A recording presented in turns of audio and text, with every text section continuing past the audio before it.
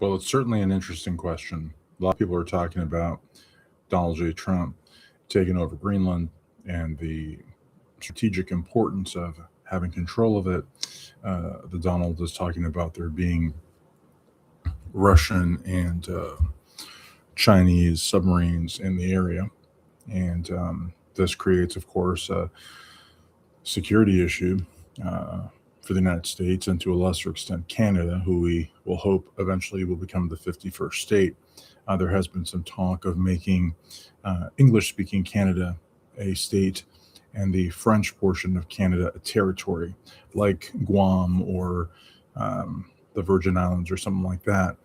I think that the French speaking Canadians deserve U.S. citizenship if Canada becomes a state, but that's also up for debate. President Trump successfully arrested Nicolas Maduro, the Venezuelan dictator, who is currently housed in the same correctional facility as Puff Daddy, the MDC, the Brooklyn Metropolitan Detention Center in New York City. And, it's going to be very interesting if Denmark tries to stop a U.S. invasion of Greenland. Um, it would be unfortunate for NATO allies to go to war with each other, but again, I feel that the strategic importance of Greenland trumps even that, pun intended. So the question now being, can Denmark send a sufficient number of dog sleds and other defensive vehicles and such to Greenland to allow for a defense of its colony there. And there's a lot of talk about that. The Danish, Navy is very robust. They have very good sailors and seamen, and only time will tell if they will try to actually defend Greenland from a U.S. invasion.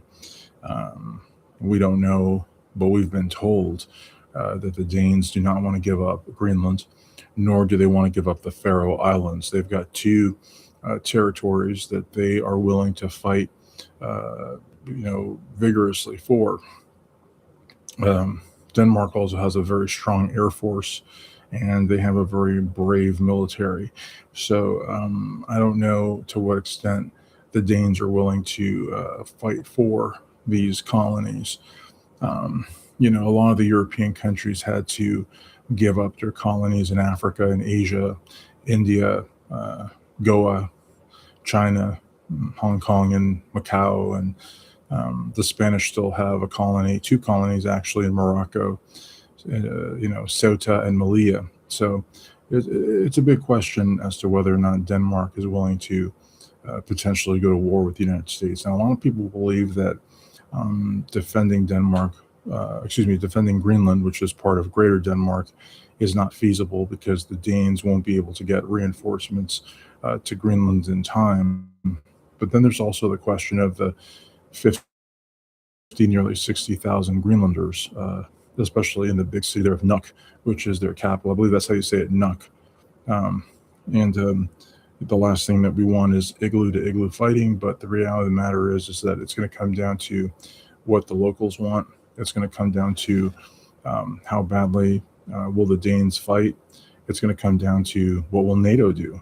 The French and the Germans have already deployed vessels and troop formations, and they claim that they are going to keep a watch over Greenland in the event that Russian submarines or Russian ships, battleships, get near Greenland. And the last thing is, I think the last thing that Putin wants is for, the prime minister of France or the chancellor of Germany to call Putin and say, "I sank your battleship." So the reality of the matter is that, this is going to be a very, very interesting situation. And the world is watching. The world is watching what's going to happen with Greenland. Today it's Greenland, tomorrow it might be Iceland. You know what I mean? There's a lot of interest in these countries, and it's all about strategic importance. Right now, I feel that we have some bases on Greenland there. last year. I believe he was vice president elect at the time. Now he's vice president. Now he's got the power to reorganize the bookshelf and walk to the mailbox. But Vice President J.D. Vance actually visited the troops in Greenland, and they were, high-fiving and do-si-doing, and they were really happy to see JD there, and to have the Vice President of the United States take a moment from his very, very busy schedule, visiting, the embassies of, all the embassies he visits, Cracovia and Zamunda and places like that. So, he went over there and he met with the troops, and he had some corn dogs with them and stuff. And I think that was very important to really raise morale, because it's bad enough to be sent to, a horrible place like New Jersey, but to be then sent to Greenland is just, it takes a lot out of the troops to be in a place like that. And so it was good to see JD and him to send the message from the president that they're on our hearts and minds. I wasn't even aware we had bases in Greenland, but they are in our hearts and they are on our minds. In any event, only time will tell what happens in Greenland. You ask most Americans and they'll tell you, we want Greenland to be part of the United States. We want it to be the next Puerto Rico. So in any event, folks, we will see what will happen. But the big question, and the poll is going crazy here. People are, they can't get enough of this poll. But the poll question is, can Denmark repel the United States if the United States were to invade Greenland? And I'm telling you, it's going to be an all-out war. So hopefully it won't come to that. Hopefully we will not have to use Apache gunships on, just battle-hardened dog sleds, because that would be the last thing that we want. We are all friends here. We're all brothers. We're all part of NATO. We just want your territory, and as long as you give it to us, there won't be any trouble. So I can tell you that Americans have a great deal of respect for Denmark. We love your butter cookies, and a lot of us, even after we've eaten the butter cookies, we keep the tins. We use them for coins, paper clips. There's all sorts of uses for the Danish cookie tins. So, our countries have very, very deep friendship, and we don't want it any other way. So this is just